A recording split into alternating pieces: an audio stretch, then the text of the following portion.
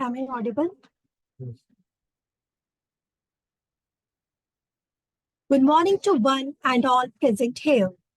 Today we have a prominent personality with us, Dr. Nityanand Singh, who would be sharing his knowledge on our today's topic, that is Quashing of Summoning Order issued under Section 420 IPC.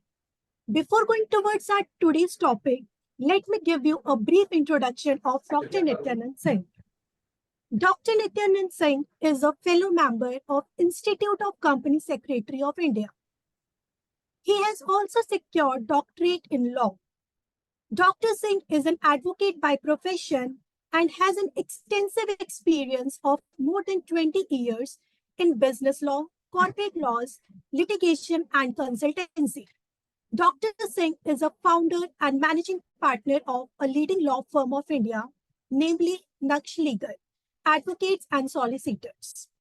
Naksh Legal has been operating as a corporate law firm in retail concept and currently handling litigation matters in more than 300 districts in India.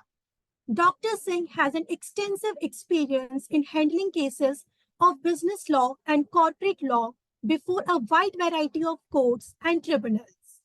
He is a regular counsel before the various courts, including High Court around India and Supreme Court of India. Dr. Singh is a visiting faculty of IIM, that is Indian Institute of Management, ICSI, that is Institute of Company Secretary of India, ICAI, that is Institute of Chartered Accountant of India, and various other law colleges and business schools in India. Dr. Singh has been appointed as a panel advocate of various reputed national and international companies in India and abroad.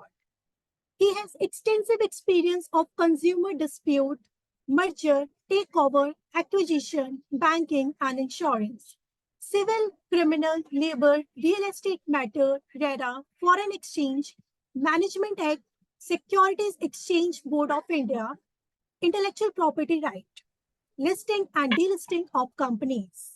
Dr. Singh's experience on statutory arbitration, mediation, and conciliation proceedings is broad-based, and he has played a pivotal role in dispute resolution services. Dr. Singh is an active member of High Court of Delhi and Supreme Court of India. He is an active member of Bar Council of Delhi, and he is also an active member of Indian Council of Bar Arbitration in New Delhi. Dr. Singh has contested the election of Member Legislative Assembly in the year 2015 and 2020 in Delhi. Now, let me call Dr. Nityanand Singh to start with our today's topic. Thank you, Ms. Nikita, for such a wonderful introduction. First of all, good morning, namaskar, हमारे सभी साथियों को. We will start today. Of course, there is a gap of 1.5 months approximately, because we keep on continuing this session on second and fourth Saturday. But due to some reasons, some festivals and all those, we could not have the session. But yes, now we will start, and it will keep on continue, hope so. So today's session is Quashing of Summoning Order under Section 420 IPC. So first of all, there are the two, three words that is very important to discuss. First of all, because we are specifically taking the name of that words, that is the quashing. So first of all, you have to understand what is quashing. Then you have to understand what is the summoning order, and we have to understand what is the Section 420 IPC. So let's start with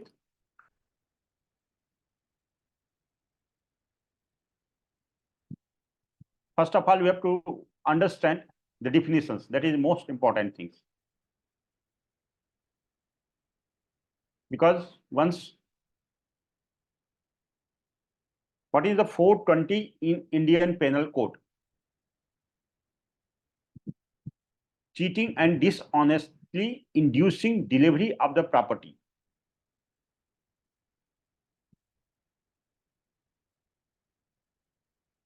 Whoever cheats and thereby dishonestly induces. The word, every word is very important in this definition. Whoever cheats and thereby dishonestly induces. This word is the very important, that there should be some inducement, and that inducement should be dishonest. The person deceived to deliver any property to any person. This may be the property includes movable property, or it may be the immovable property, or to make, alter, or destroy the whole or any part of the valuable security, or anything you are destroying, that is a valuable security, anything which is signed or sealed and which is capable of being converted into the valuable security shall be punished with imprisonment of the either descriptions for a term which may extend to 7 years and shall also to be liable to be fined.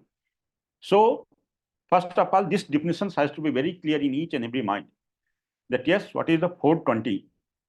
If it happens, then you can go for the register of the FIR under section 420 IPC, or you can approach to the learned magistrate under section 156, 3 and 200 for the summoning order.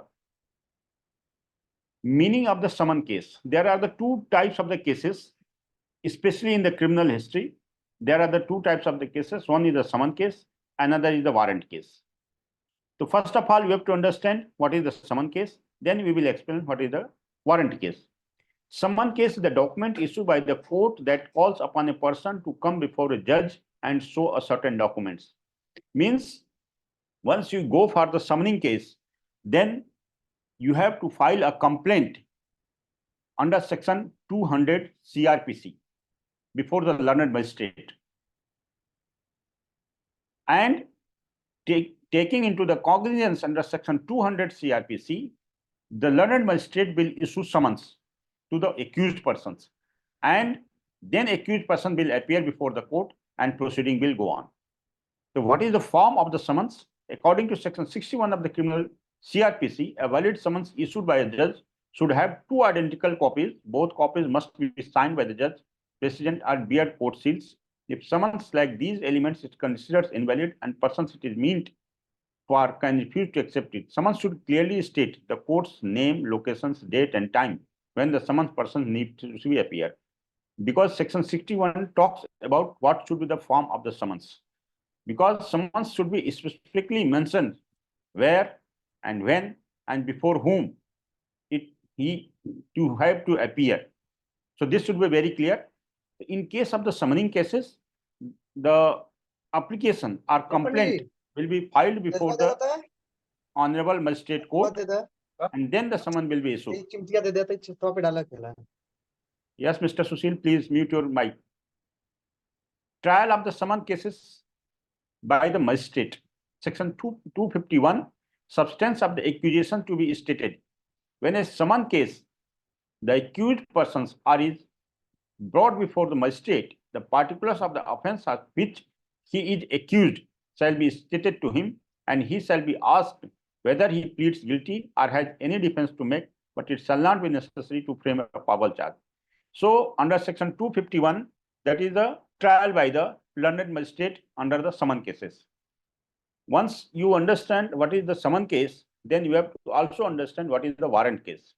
The warrant case, the first of all in the warrant cases, you have to register a complaint before the concerned police of that particular jurisdictions, and that complaint converted into the FIR, then the warrant case starts.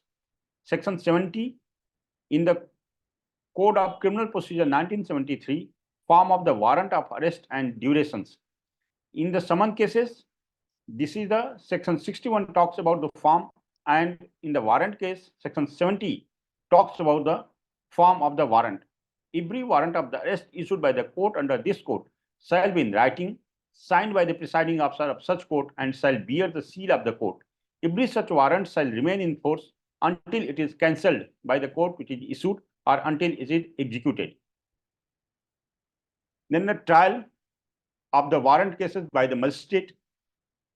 238. When in any warrant case instituted on a police report, we have already discussed that first of all you have to file a complaint before the concerned police officer, then it will be converted into the FIR, then the trial will begin. In the warrant cases, wherein the warrant case instituted on a police report, the accused IPSR is brought before the magistrate. At the commencement of the trial, magistrate shall satisfy himself that he has complied with the provisions of the section 207. So basic questions arises in the mind. What is the difference between the summon cases and warrant cases? The basic difference between the summon and warrant cases is that summon cases legal proceedings are initiated by the filing a complaint. We have already explained that we have to file a complaint before the learned magistrate under section 200 of the CRPC by the aggrieved party or a law enforcement officer. The court then issue a summons to the accused, compelling them to appear in court on a specified date. In the cases of the warrant cases, the proceedings often commence with the filing of the first information report by the police or a complaint by the victim. The court then issue an arrest warrant authorizing the police to apprehend the accused. And then there probably, I think there is a very clear distinction between the summon cases and warrant cases. Now we will understand what is the section 482 of the CRPC. 482 CRPC, saving of inherent powers of the High Court. I am only discussing the basic thing because probably all of the learned friends are very well aware from this fact, but even though these definitions are very important, that's why I'm discussing this issue. Saving of the inherent powers of the High Court. Nothing in this code shall be deemed or limit or affect the inherent powers of the High Court to make such orders as may be necessary to give effect to any order under this code, or to prevent abuse of the process of the any court, or otherwise to secure the end of justice. Means Honorable High Court has the inherent powers to take the decisions to give effect to the any order under this code or prevent the abuse of the process of the any court. If any court is abusing their power, then the Honorable High Court has a power to prevent that abuse of the process of the law. Probably this is clear to all of you.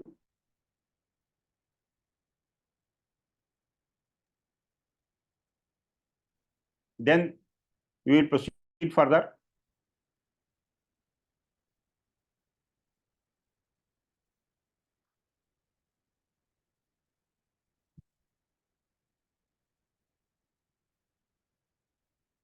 If any summoning order has been issued by the learned magistrate, then what you have to do means, otherwise you can take an examples.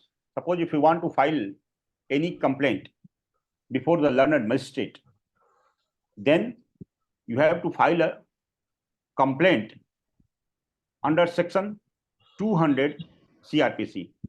I will show how the complaint can be filed.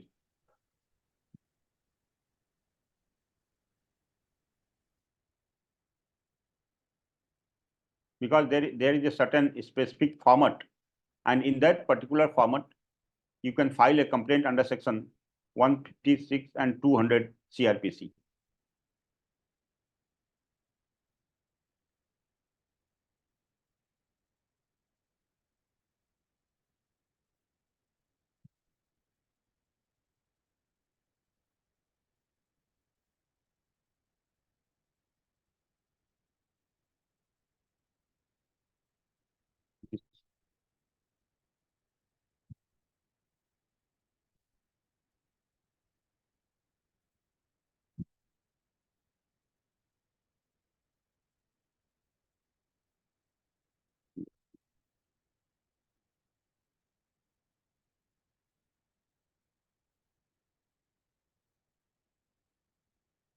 I am showing that what should be the format of the complaint under section 200 CRPC.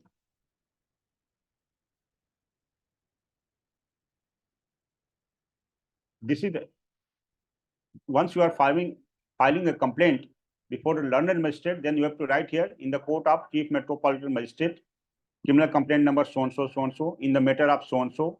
Then you have to prepare for the memo of parties, and you have to mention all those things. then it should be clearly mentioned in the complaint, criminal complaint under section 200 CRPC on behalf of the complainant against the accused persons for having committed serious offences under section so and so, so and so, so and so. And once you have mentioned this, then in the prayer clause, you have to mention all those complaints, what your grievances is and what have been happened till today. Then all those things you have to mention. Then in the fact, and then you have to pray that in the fact and circumstances mentioned herein, it is most probably paid that this honorable court may kindly be pleased to summon, try, and punish the accused persons whose details have been given above for having committed the aforesaid criminal offences, pass any other and further orders. In the same manner, you can also approach section 156 subsection 3 if the police is not registering the FIR on your complaint. And along with 156.3, you have also filed section 200. If your complaint under section 156.3 has been dismissed, then your complaint will be continued under section 200 CRPC. So whenever the police is not registering the complaint under section 150 on your complaint, then you can approach to the learned magistrate under section 156.3. And once you want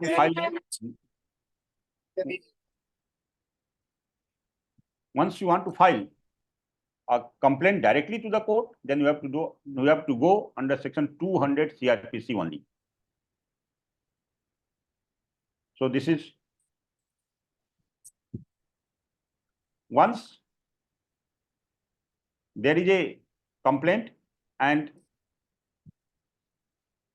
summoning order has been passed, then the case will be continued.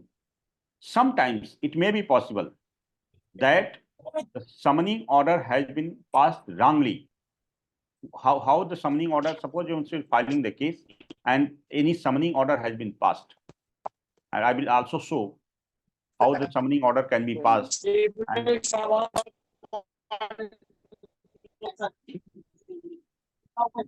I will show the order also, the summoning order, how the summoning order will be passed by the learned magistrate.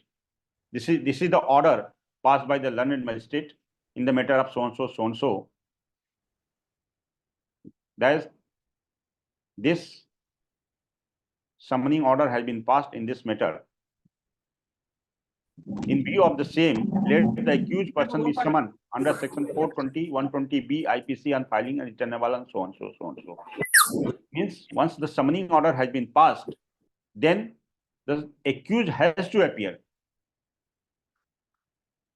And once the summon order has been passed and summons has been served to the accused, then of course the accused has to appear. And the accused is your client, and you personally feel that yes, the summon has been issued against the accused persons, should not be issued, and it is wrongly issued, then you can approach to the Honorable High Court under section 482 CRPC for quashing of that summoning order. So, dear friends, till whatever I have discussed, the summoning order has been issued, complaint has been filed under section 200 CRPC, and what is the quashing, and what is the warrant case, and what is the summon case. We have discussed till now. Is there any confusion, doubts? So you are most welcome. You can ask anything. Then you will proceed further how you can approach to the Honorable High Court under section 482 CRPC for quashing of the summoning orders, which is illegally being issued. Yes, any friends, if there are any doubt, then you can ask me. Because there should be some interactive session so that all should be alive. Yes, anyone please? If there is no question, then you can proceed further. We can, so? All are here? There is no response from anyone. Yes, sir, we can proceed further. Yes, sir. Yes, sir. Thank you.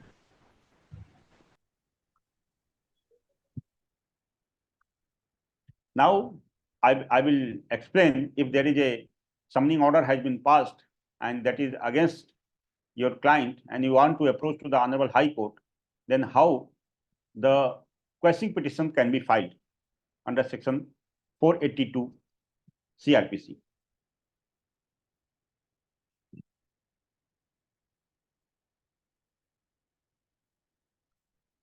First of all, we have to mention in the court of whatever the court would be. It may be the High Court, it may be High Court Delhi, it may be High Court Punjab, Haryana, wherever. Then you have to first of all mention the name of that particular court, then the number, then the year,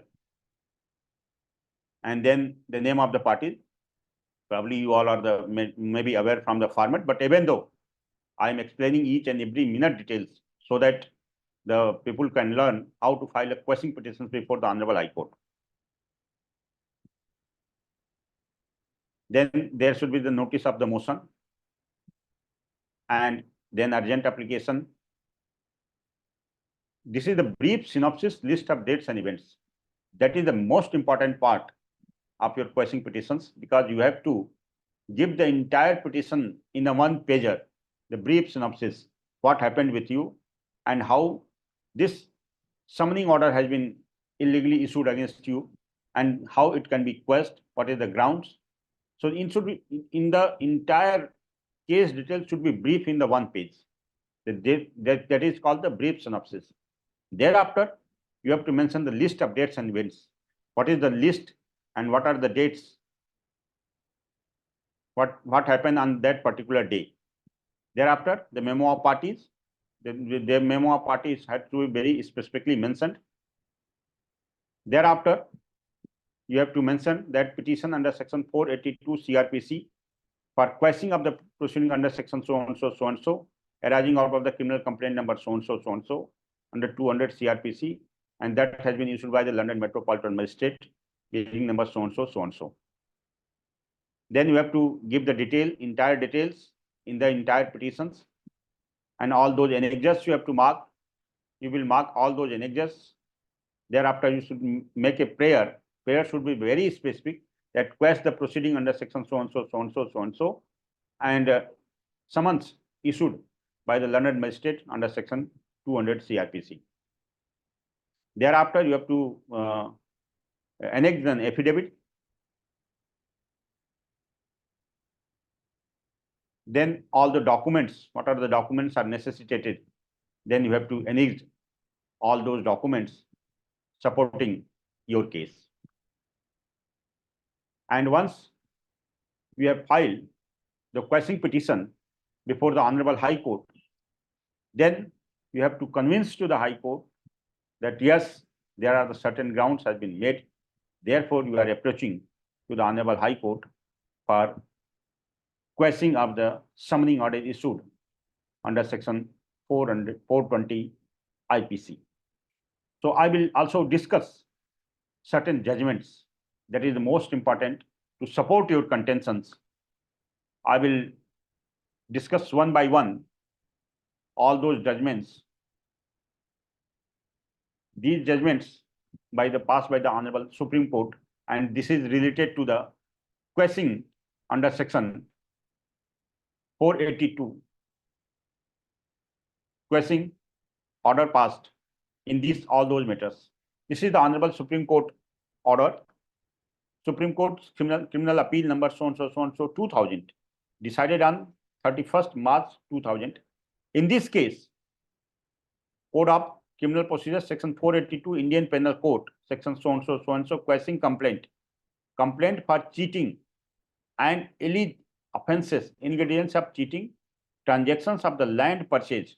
There were certain transactions of the purchasing of the land, and in that purchasing of the land, there were the certain cheating. Complaint, cheating and alleged offences, ingredients of cheating, transactions of the land purchase, even taking allegation in the complaint to be true ingredients of the intentional deceptions of the part of the accused right at the beginning of the negotiations for transactions, neither expressly stated nor indirectly suggested. Once you have to understand that under Section 420 of the CRPC, to issue summons the dairy ingredient is required that at the time of the enter into the agreement, the opposite party intention is to cheat. That is from the very beginning. Suppose if you are entering into the any transaction, suppose the purchase of the land, and we have paid certain amount, and that person has a very intention from the very beginning to cheat that person, to not transfer that property, only to grab that amount, then it covers under 420. But his intention is not cheating from the very beginning, and he want to deliver that property. But due to certain fact and circumstances, he was not able to deliver at that particular moment, and that occurrence happens later on. But his intention was not from the very beginning to cheat, then it doesn't cover under section 420. Because Honorable Supreme Court says so, that ingredients of the intentional deception on the part of the accused right at the beginning of the negotiation for transactions. That is a very important word, the beginning of negotiations for transactions. Means from the very beginning, your intention is the bad. Neither expressly stated nor indirectly suggested. All that alleged against appellants is that they did not disclose that one of their brothers had filed partition suit, which was pending, requirement that information not disclosed by the appellants intentionally in order to make complainant to part with property not alleged expressly or even impliedly in complaint. Hence, core postulates of the dishonest intention in order to deceive complainant not met out. Continuing criminal proceedings against accused is abuse of the process of the High Court, not right in declining the quest, producing, because he has approached to the Honorable High Court, but High Court of Bihar has declined to quest the criminal proceedings under section 482. Then he has approached to the Honorable Supreme Court. Then Honorable Supreme Court says mere breach of contract. There is a difference between mere contract, breach of contract, and cheating, intention of the cheating. Mere breach of contract cannot give rise to the criminal prosecution for cheating unless fraudulent or dishonest intention is shown right at the beginning of the transactions. That is, the time when the offense is said to have been committed. Therefore, it is the intention which is the gist of the offense. That is a very important word. You have to grab it, that the intention which is at the right of the offense. To hold a person guilty of the cheating, it is necessary to show that he had fraudulent or dishonest intention at the time of the making the promise. From his mere failure to keep a price subsequently, because I have already discussed, if any reason that he is not able to keep their promise and not executed that promise later on, this doesn't cover under section 420. From his mere failure to keep a promise subsequently, such a culpable intention right at the beginning, that is when he made the promise, cannot be presumed. So this is the very landmark judgment of the Honorable Supreme Court, Hriday Ranjan P.D. Verma and others versus State of Bihar. There are the certain property disputes between the parties, and this Honorable High Court had declined to quash 480 under section 482. Then the Honorable Supreme Court says there is a difference between the breach of contract and cheating. Because I am only reading the relevant portions of that judgment, because once you will go through the entire judgment, then certainly the concept will be very clear. But I am only discussing the facts and what is the relevant portions of that judgment.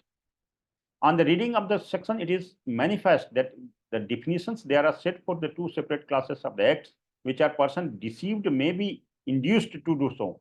If any person is being induced, this word induced is also very important, because once you are drafting a complaint under section 200 CRPC, and once that the summons should be issued to the accused, then this word induced, that the person who has taken the money induced me to do like this.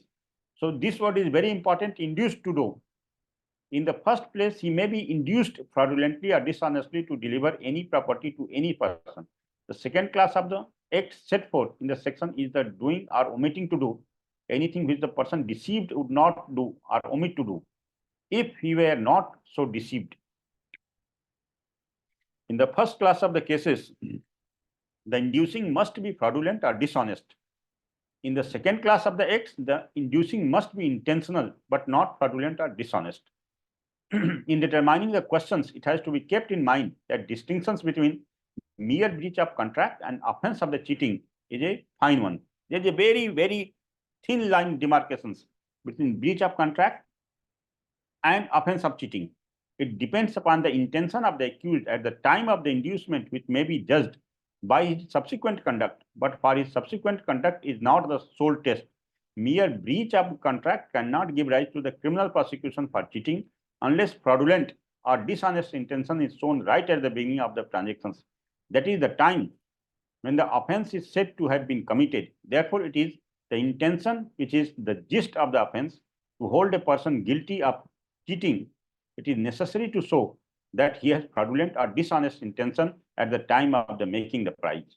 That is the dishonest intention at the very beginning. From very beginning, there should be some dishonest intentions. From mere failure to keep the promise, subsequently such a culpable intentions right at the beginning, that is when the made promise cannot be presumed.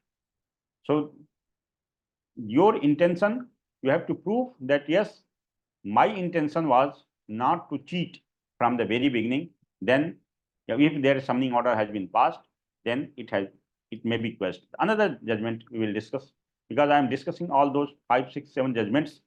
That will be your concept will be very clear in respect of the questioning under section 420C IPC.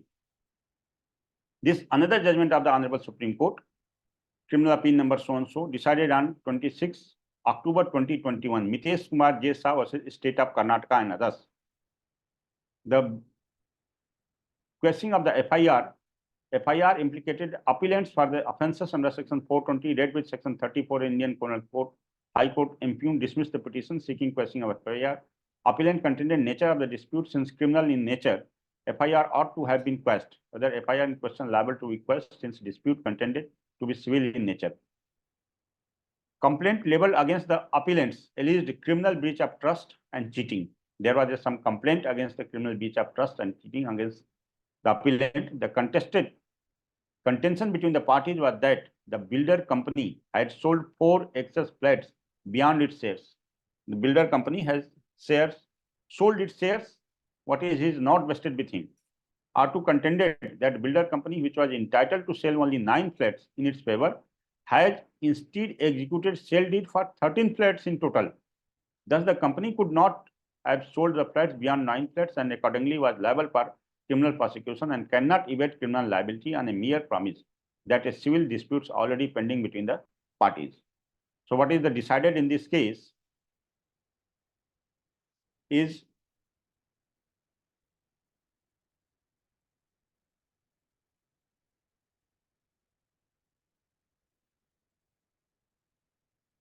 relevant portions I am reading.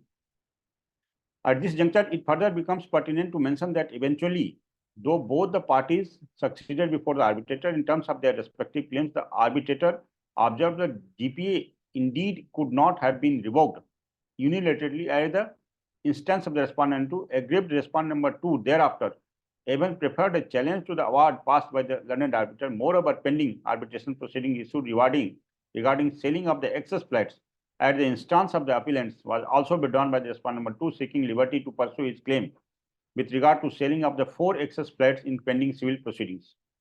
Upon a careful assessment of the such facts, by no stretch can it be concluded that appellant herein have deceptively or intentionally tried to sell excess flats, if any, as contended by the respondent number 2. Here it must also be borne in mind that subsequent to the revocation of the GPA, it was the appellant herein who had first resorted to arbitration proceedings on 2nd March 2016 for redressal of the disputes between the parties, to which respondent number 2 has accordingly filed his statement of the objection so and so. It was only on 29th March 16 that respondent number 2 has filed the FIR in question. It was only on 29th March 2016 that respondent number 2 has filed an FIR in question bearing crime number so and so against the appellant. Moreover, it was respondent number 2 who has withdrawn his prayer with respect to selling of 4 excess plots by the appellants only to pursue the same in civil proceedings. At this stage, by placing reliance on the judgment of this court in so and so, it has been further submitted by respondent number 2 that the appellants cannot evade a criminal case by merely contesting that the person whose property has been sold has filed a civil suit for recovery of the property, or that the dispute has been referred to the arbitration. Although there is a perhaps not even iota of the doubt that the singular factual promise can give rise to the dispute, which is both of a civil as well as criminal nature, each of which could be pursued regardless of the other. In the instant case, the actual question which requires consideration is not whether a criminal case could be pursued in the presence of the civil suit, but whether the relevant ingredients for a criminal case are even prima facie made out. Relying on the facts and discussed in the previous paragraphs, clearly no cognate case regarding the criminal breach of trust or cheating is made out.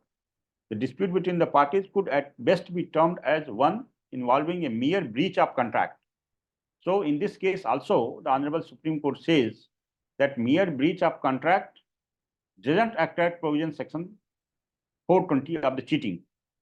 The dispute between the parties could at best be termed as one involving a mere breach of contract. Now, whether and what is the difference between the mere breach of contract and what an offense of the cheating has been discussed in the ensuing paragraphs. Whether sale of excess flats, even if more made, amounts to a mere breach of contract. This and courts of so and so already discussed this issue.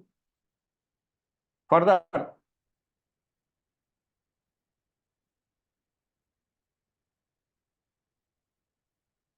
applying this dictum of the instant factual message, can be safely concluded that the present case clearly falls within the ambit of the first, third, and fifth category of the 7 category listed in emergency judgment. The case therefore warrants intervention by this court, and the High Court has erred in dismissing a petition filed by the appellants under Section 422. We find that there has been attempt to stretch the contours of the civil disputes and thereby essentially impact criminal color to it.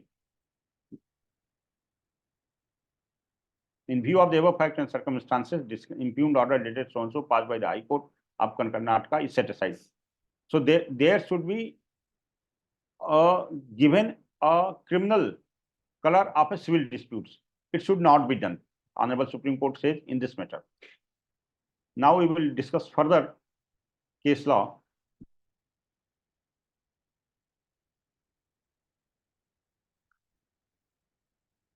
That is the very latest judgment of the Honorable Supreme Court in the criminal appeal number so and so 2024.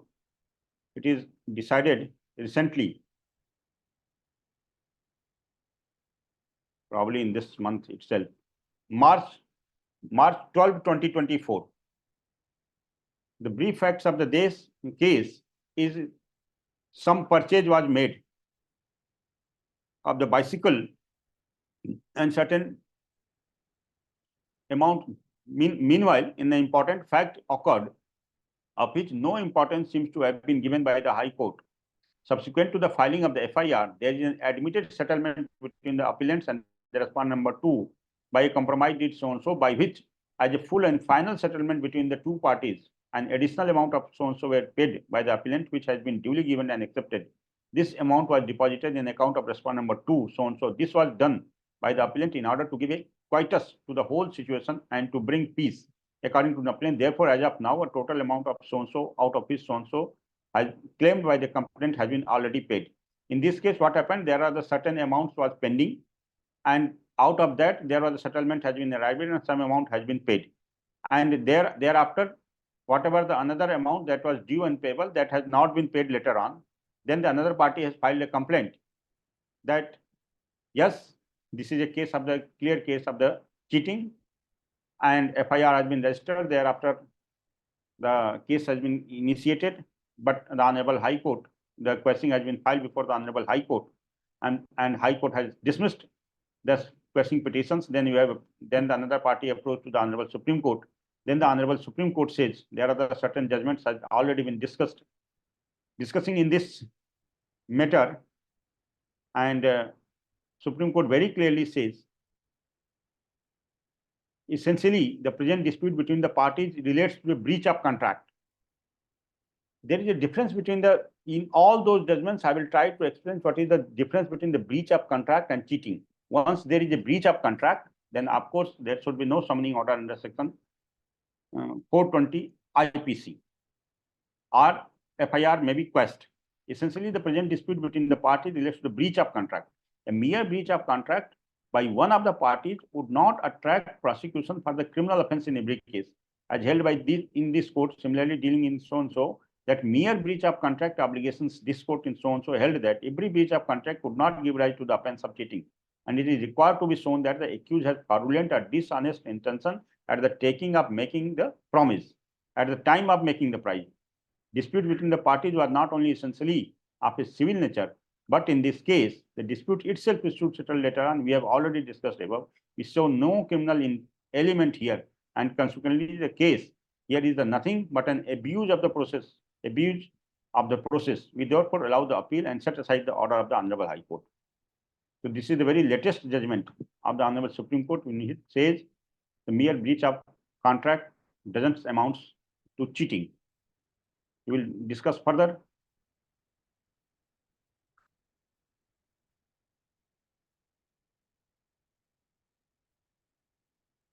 This is the case of the Honorable Supreme Court, decided on 14 December 2012, Paramjit Batra versus State of Uttarakhand. In this, the brief facts of the case, that respondent 2 filed a complaint against the respondent 3, 4, 5 others, a police station so and so, dated so and so, alleged in complaint that he has let out 2 shops situated in the so and so market, fixed between so and so. After Rajpal Singh vacated the shops, he wanted to run chicken corner in the said shops. He appointed the appellant as manager, invested so and so for purchasing raw materials. Written agreement was prepared and so and so. The business picked up and he started fetching profit of so and so, so and so. According to respondent, the appellant conspired with the others to grab the shop. Then there was a malified intention to grab the shop. He filed a civil suit. And after conclusion of the investigation, charge sheet was also filed. Then the FIR has also been filed. So what is the conclusion of this case also? While exercising its jurisdictions under section 482 of the code, the High Court has to be very cautious. This power is to be used sparingly and only for the purpose of preventing abuse of the process of any court, or otherwise to secure end of the justice. Whether a complaint discloses a criminal offense or not depends upon the nature of the facts alleged therein. Whether essential ingredients of the criminal offense are present or not has to be judged by the High Court. Complaint disclosing civil transactions may also have a criminal texture. It may be possible that it may be the civil transaction, but you have the criminal texture. But the High Court must see whether a dispute which is essentially of a civil nature is given a cloak of the criminal offense. In such situations, if a civil remedy is available and is in fact adopted, as has happened in this case, the High Court should not hesitate to quash criminal proceeding to prevent the abuse of the process of the court. As you have already noted here, the dispute is essentially about the profit of the hotel business and its ownership. The pending civil suit take care of all those issues. All those can also be dealt with the said suit. Civil suit take care of all those issues. The allegations that forged and fabricated documents are used by the appellant can also be dealt with in the said suit. Respondent number 2 attempts to file similar complaint against the appellant having failed. He has filed a present complaint. The appellant has been acquitted in another case filed by respondent number 2 against him, alleging offence under section 406 of the IPC. Possession of the shop in question has also been handed over by appellant to the respondent number 2. In such situations, in our opinion, continuation of the pending criminal proceedings would be abuse of the process of law. The High Court was wrong in holding otherwise. In circumstances, impugned order dated so and so is set aside. So in these cases also, once there is a remedy available on civil court, the person should approach to the civil court, and once he has already approached to the civil court, then yes, you can go to the High Court, that it should be quashed. Another judgment. These all are the judgments are the very important judgments, especially in talks about the quashing. Sarabjit versus State of Punjab, 1st March 2023. What happened in this case? London Council for Appellant submits that the appellant entered into the agreement to purchase of the plot.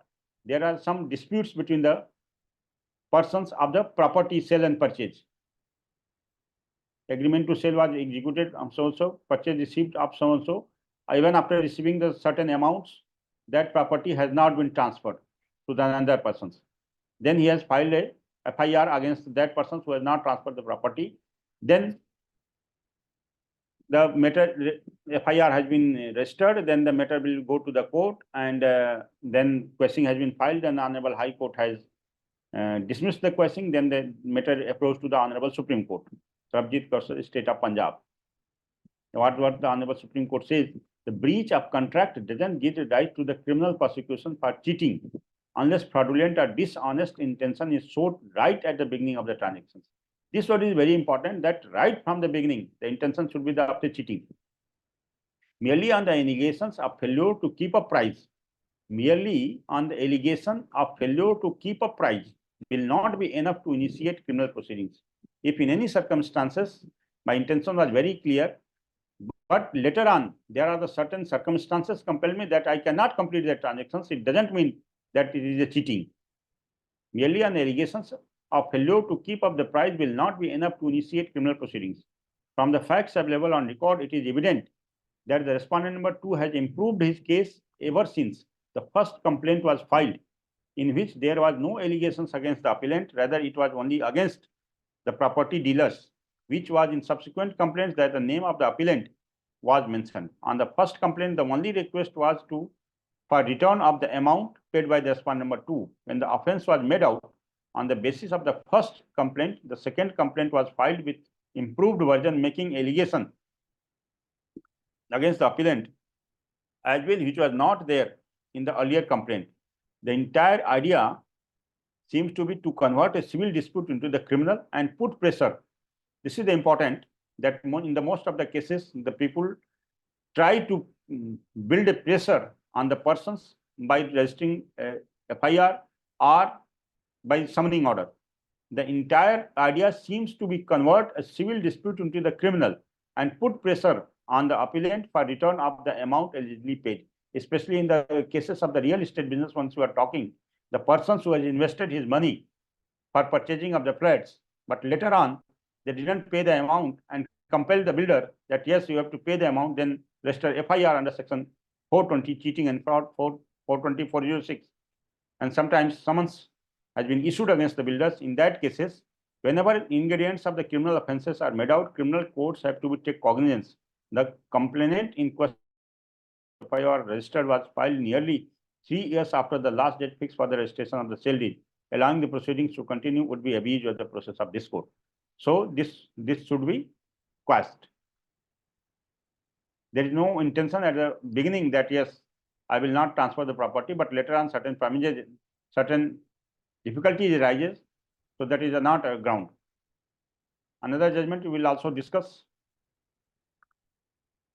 These all are the latest judgments of the Honorable Supreme Court. Honorable Supreme Court of India, 30th January 2023, Usha Chakravarti and others versus State of West Bengal.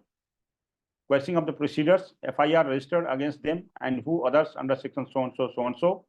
The appeal, High Court seeking quashing, but High Court has dismissed, declined to exercise jurisdiction holding the perusal of the case. The material on record pertaining to the said pleadings instituted in the civil suit produced in this proceeding would reveal that the respondent was in fact ousted from the membership of the trust.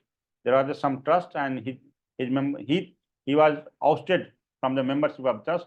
In the counter affidavit filed in this proceeding, the respondent has virtually admitted the pendency of the civil suit filed against the removal from the post of the secretary and trusteeship and its pendency. The factum of the passing of adverse order in the interlocutory application in the said civil suit, as also the prima facie finding and conclusion arrived at by the civil court that respondent stands removal from the post of the secretary and also from the trusteeship are also not disputed therein.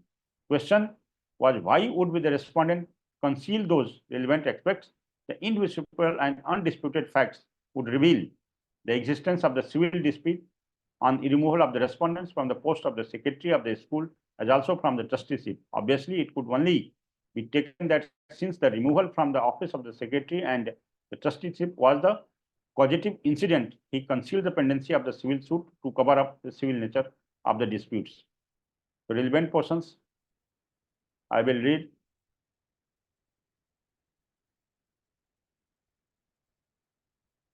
Of this judgment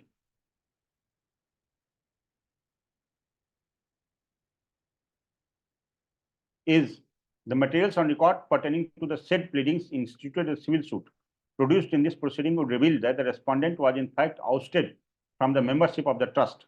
In the counter affidavit filed in this proceedings, the respondent has virtually admitted the pendency of the suit filed against his removal from the post of the secretary and the trusteeship and his pendency. The factum of the passing of adverse order in the interlocutory application in the said civil suit as also the prima facie finding and conclusion arrived at by the civil court that by the respondent and stands removed from the post of the secretary and also from the trusteeships are also not disputed therein. Then the question is, why would the respondent conceal those relevant aspects, the indisputable and undisputed facts admitted in the counter affidavit by the respondent would reveal the existence of the civil dispute and the removal of the respondent from the post of the secretary of the school as also from the trusteeship.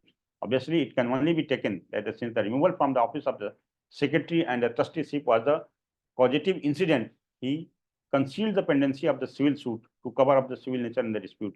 By non-disclosure of the respondent has in truth concealed the existence of the pendency of civil between him and the appellant therein before the competent civil court, which obviously is the causative incident for the respondent's allegation for preparations of the aforesaid offences against the appellants. We will deal with further and also its impact in little later.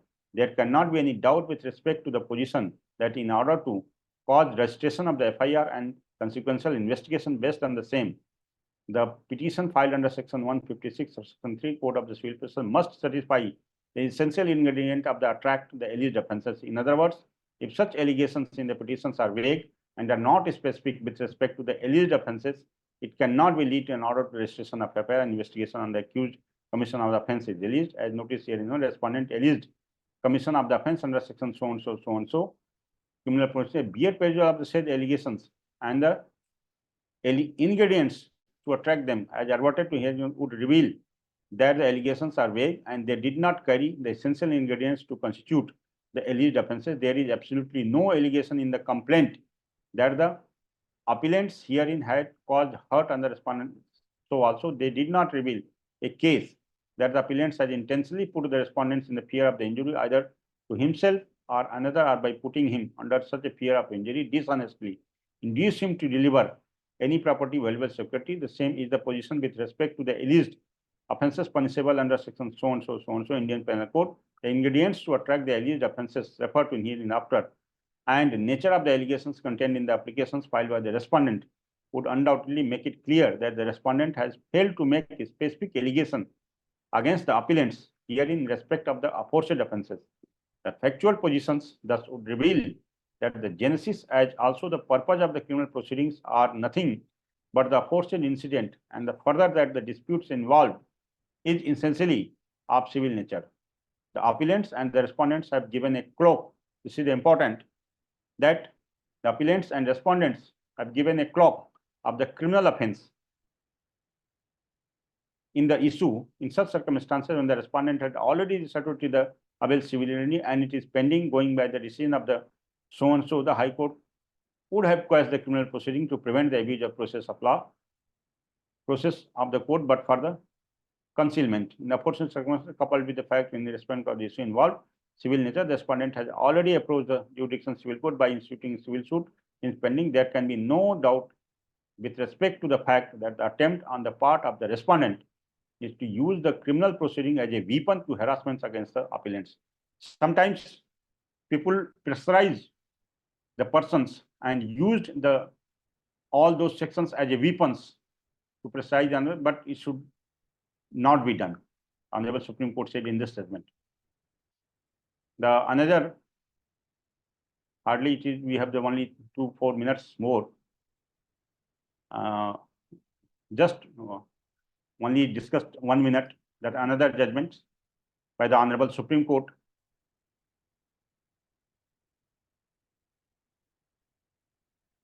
decided in 2015, Vesa Holdings versus State of Kerala. In this judgment also, the Honorable Supreme Court says,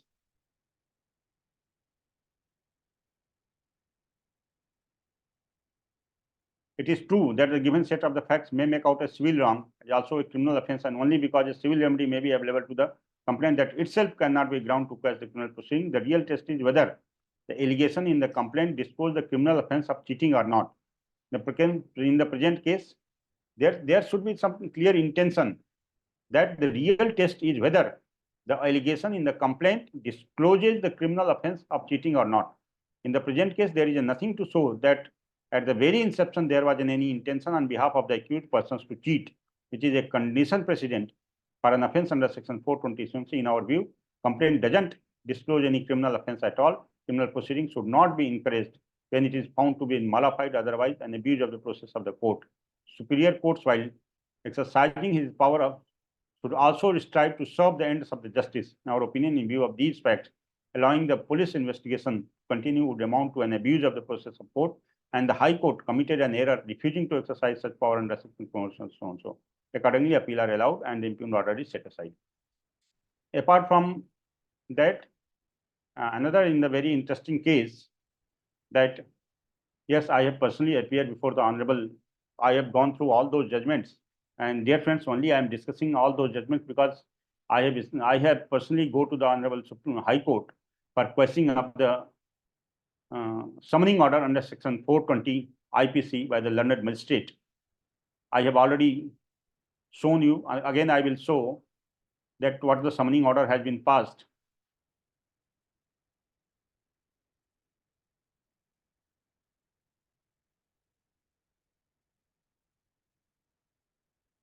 Kindly look into that, what is the summoning order has been passed, and we have approached to the Honorable High Court against this summoning order.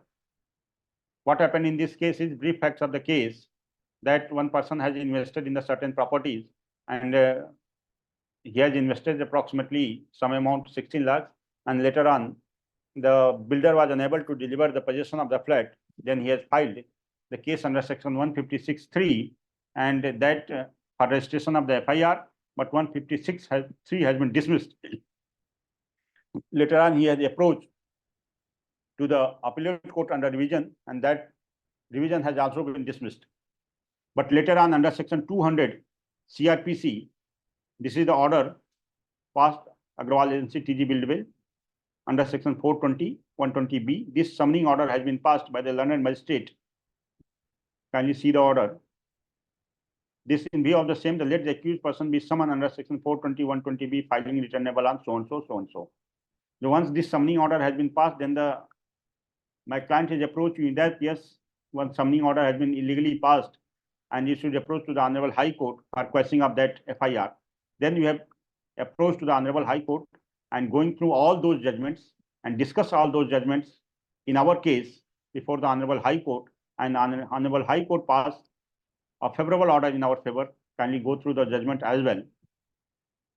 This is the Honorable High Court judgment passed in criminal number so and so. This is my presence has been marked here. In this case also, all those judgments have been discussed because we have presented all those judgments before the Honorable High Court, and finding of the Honorable High Court as well.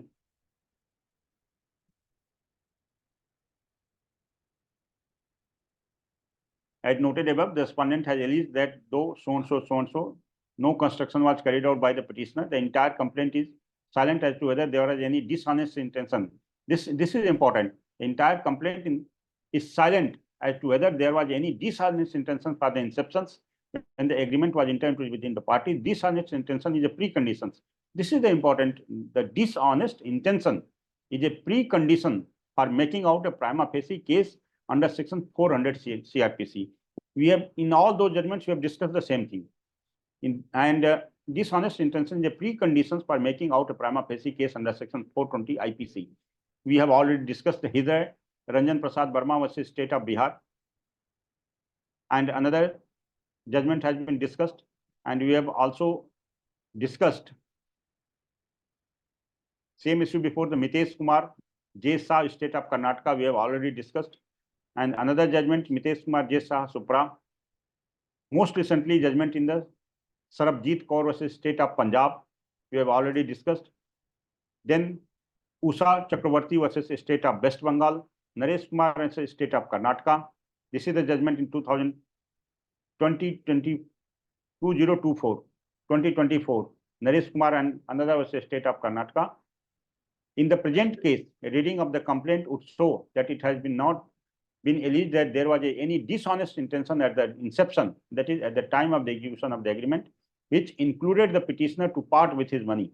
The case involves mere breach of contract. Here is also it is proved by the Honorable High Court that this case involves mere breach of contract, and further the petitioner has also been compensated with more than the 3 times of the amount already looking into the fact. And looking into the facts of the case and in the light of the proceeding discussed with this court is of the considered opinion that despite forming the basis of the subject complaint is purely civil in nature, and subsequently the said complaint deserves to be quashed.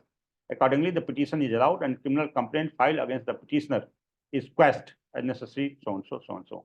Petition is disposed of. So, my learned friends who have heard me very patiently, and certainly I try to elaborate and cover the most of the cases under section 420 IPC in which the summoning order has been passed or FIR has been registered under the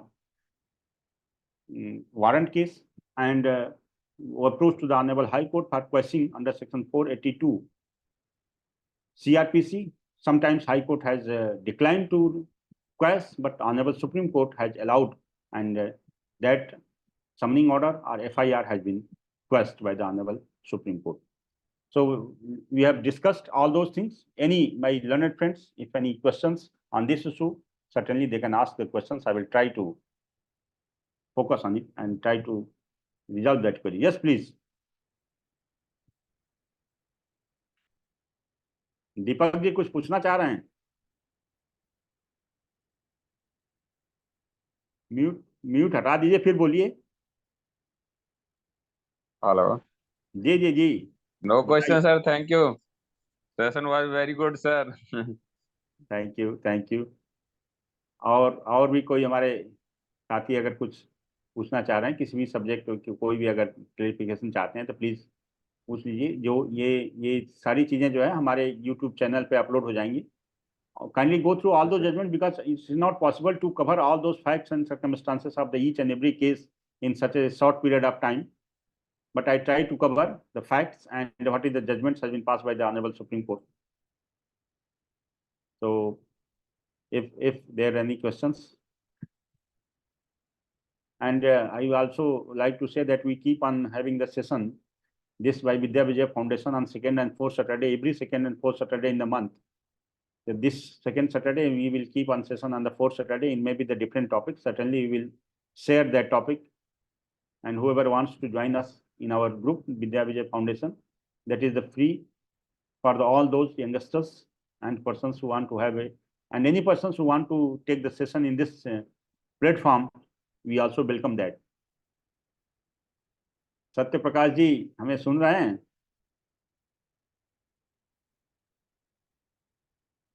ji sir.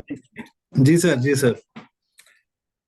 कभी आप भी हमें सेवा का मौका दीजिए, कभी हमारे सेशन पे आकर के बोलिए. You are such a learned person. Sir definitely someday. कुछ तैयारी करके बोलिए. जी बिल्कुल. और कुछ अगर पूछना हो तो बताइए. हम just wanted to ask, when we go for the quashing of 420 complaint, don't we need to make the state party in that quashing petition? नहीं, देखिए अगर FIR हुई है तब तो स्टेट को पार्टी बनाएंगे ना. अच्छा, प्राइवेट कंप्लेंट को क्वैश करने के लिए प्राइवेट कंप्लेंट में तो वैसे भी स्टेट पार्टी नहीं रहती है ना.